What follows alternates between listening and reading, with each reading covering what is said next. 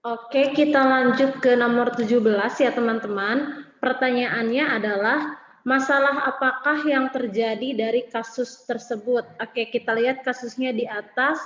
Perempuan 5 hari yang lalu melahirkan anak pertama. Riwayat bersalin normal, datang dengan keluhan merasa khawatir dengan bayinya. Kepala pusing, tidak nafsu makan, dan malam kurang tidur karena bayinya rewel. Ibu merasa tidak mampu mengurus bayinya, sering menangis tanpa sebab dan kelihatan bersedih. Hasil pemeriksaan didapatkan tekanan darah 100/80, suhu 38 derajat Celcius, nadi 88 kali per menit, dan respirasi atau pernafasan 24 kali per menit. Oke, ini adalah tentang psikologis postpartum. 5 hari postpartumnya sering menangis tanpa sebab dan kelihatan sedih. Ini ciri khas sekali ya teman-teman dari kasus postpartum blues. Postpartum blues adalah masalah psikologis pada ibu postpartum yang dialami hampir 80% wanita postpartum, dan ini biasanya akan berlalu atau akan hilang dengan sendirinya apabila dapat ditangani secara dini. Seperti halnya, contohnya adalah keluarga, teman terdekat, atau suami tetap memperhatikan keberadaan si ibu di samping keberadaan bayinya. Artinya tidak mengesampingkan ibu meskipun sudah ada anggota baru yaitu bayi. Apabila postpartum blues tidak tertangani, nanti akan berlanjut ke masalah depresi postpartum. Ini gejalanya hampir sama dengan postpartum blues, tapi ditambah dengan pikiran obsesif dan tidak terkontrol, mempunyai rasa bersalah yang berlebihan terhadap sesuatu.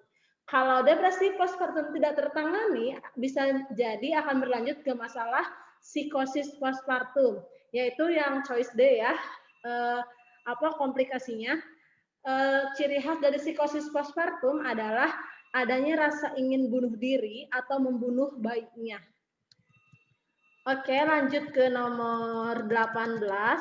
Kontrasepsi apakah yang paling tepat untuk perempuan tersebut? Oke, kita lihat. Perempuan berusia 36 tahun, P2A0, datang ke klinik ingin menggunakan kontrasepsi untuk menunda kehamilannya. Riwayat head normal dan dalam keluarga terdapat riwayat hipertensi. Oke, kalau ada riwayat hipertensi di keluarga, kita lihat tekanan darah ibunya ya. Pemeriksaan fisik, berat badan 55 kg, keadaan umum baik, tekanan darah 140/90 mm Hg, nadi 83 kali per menit, suhu 36,5 derajat Celcius, dan respirasi 19 kali per menit.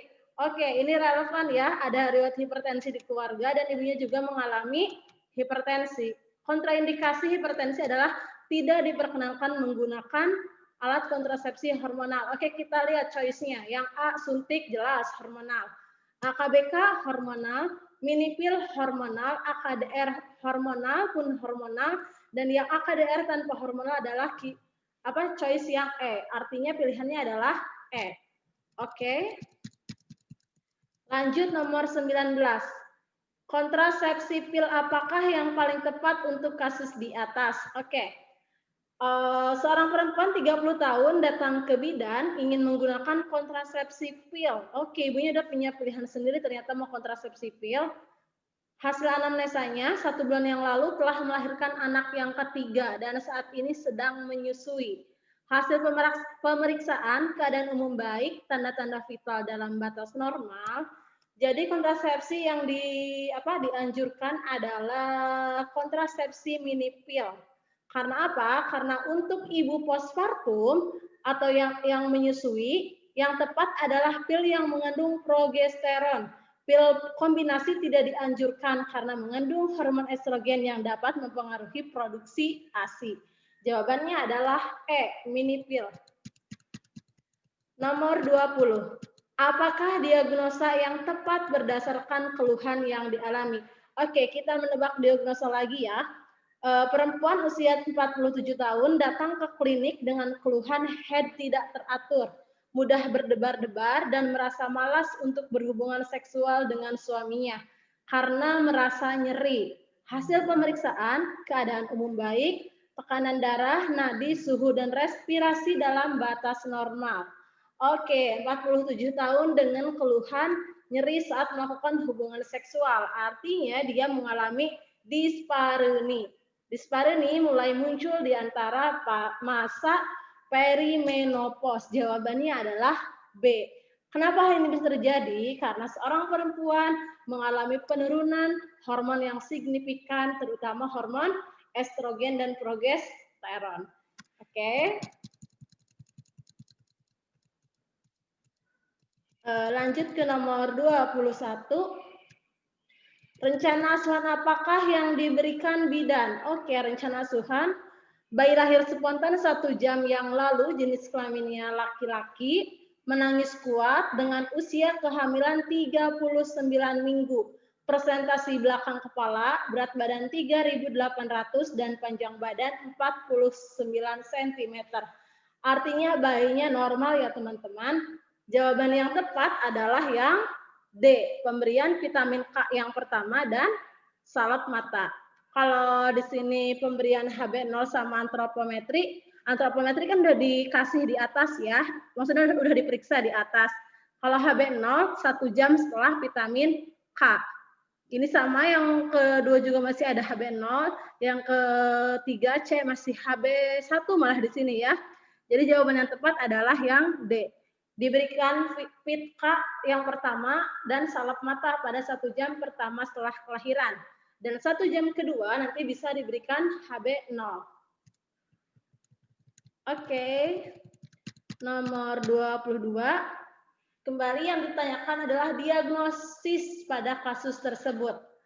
Perempuan melahirkan pertama, seorang bayi lahir spontan dengan lama persalinan kala 1 20 jam, kala 2 2 jam, bayi lahir dengan berat badan 3.000 gram, panjang badan 50 cm. Setengah jam yang lalu, ibu bayi terlihat cemas dengan keluhan adanya pembengkakan pada kepala bayinya. Teraba lunak, berisi cairan, tidak teraba bata secara jelas. Apakah diagnosanya? Kalau anencefal bukan ya. Kalau anencefal kan tidak ada kerangka kepalanya. Kalau hidrosefalus adalah kepalanya yang besar, tidak. Kalau sefal hematoma dan caput succedanum yang E ini hampir mirip. Kita lihat dulu yang choice D, perdarahan intrakranial, bukan ya. Karena isinya adalah berisi cairan di sini. Oke, apa bedanya sefal hematoma dan caput succedanum? Oke, jawabannya dulu ya, kita fixkan jawabannya adalah E. Ciri khasnya dalam setiap soal adalah kalau sefal hematoma teraba batas, kalau caput succedanum tidak teraba batas. Namun teman-teman juga bisa melihat ciri yang lain adalah kalau sefal hematoma tidak terlihat atau tidak muncul ketika bayi lahir, tapi munculnya adalah setelah 1 minggu setelah persalinan. Kalau caput succedanum muncul begitu bayi lahir karena adanya tekanan waktu proses persalinan kala 2 di jalan lahir, maka adanya benjolan. Dan itu adalah caput succedanum. Tapi kalau ketika lahir tidak ada benjolan, lalu beberapa minggu atau beberapa hari kemudian ada benjolan, itu dapat dicurigai sebagai sefal hematoma. Oke, mudah ya teman-teman buat membedakannya. Lanjut ke nomor 23. Apakah diagnosa dari kasus bayi tersebut? Oke, kita diagnosa lagi ya. Bayi usia 10 hari, persalinan vakum ekstrasi, berat badan 3.000 gram, terlihat kepala, leher, dan badan sampai ke tungkai berwarna kuning. Warna kuning sudah tampak sejak 24 jam pertama kelahiran dan menetap sampai sekarang. Oke, mudah sekali untuk mendiagnosa soal berikut adalah, ini juga salah satu keywordnya, sejak 24 jam pertama udah muncul ternyata teman-teman.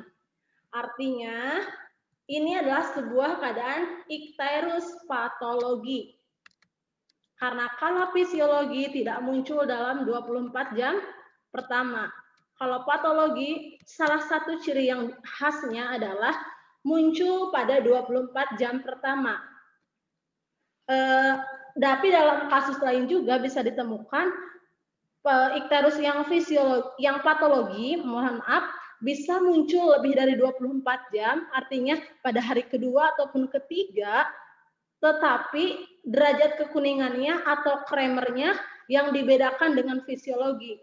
Kalau fisiologi antara kremer 1 dan 2 dan akan menghilang pada 1 minggu setelah kelahiran, atau maksimal ada referensi yang mengatakan juga sampai 10 hari setelah kelahiran. Kalau patologi biasanya kremernya akan lebih dari kremer 2, lalu tidak menghilang dalam 10 hari pertama setelah kelahiran. Gampang ya buat ngebedain icterus patologi sama fisiologi ini. Lihat nomor 24. Salah, saya mau baca dulu pertanyaannya. Program imunisasi apakah yang paling tepat untuk bayi tersebut? Seorang bayi atau anak di sini. Seorang bayi ya, maksudnya umur 9 bulan dibawa ke bidan untuk imunisasi.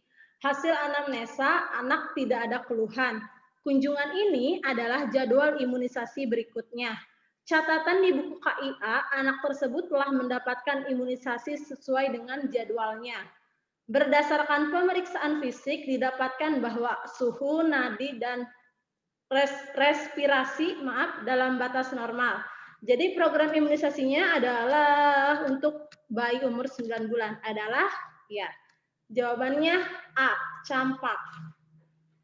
Kalau HB2 dan polio 2 di bawah 4 bulan, HB3 dan polio 3 di bawah 4 bulan, DPT juga sama ya. Jadi jawabannya adalah A. Oke, nomor 25. Apakah diagnosa yang tepat untuk kasus di atas? Lagi kita bermain diagnosa teman-teman. Seorang perempuan datang ke klinik untuk memeriksakan bayinya yang berumur 7 bulan. Hasil anamnesa sudah 3 hari ini di kepala bayinya terdapat radang dengan bentuk luka yang bersisik. Setelah dilakukan pemeriksaan fisik, ditemukan lesi yang bersisik dan di sekitar lesi terlihat berlemak. Ciri khas sekali ya ini adalah terdapat seperti sisik tadi ini. Berbentuk luka yang bersisik. Berbentuk luka yang bersisik adalah ciri khas dari Seborrhea yang jawabannya adalah E.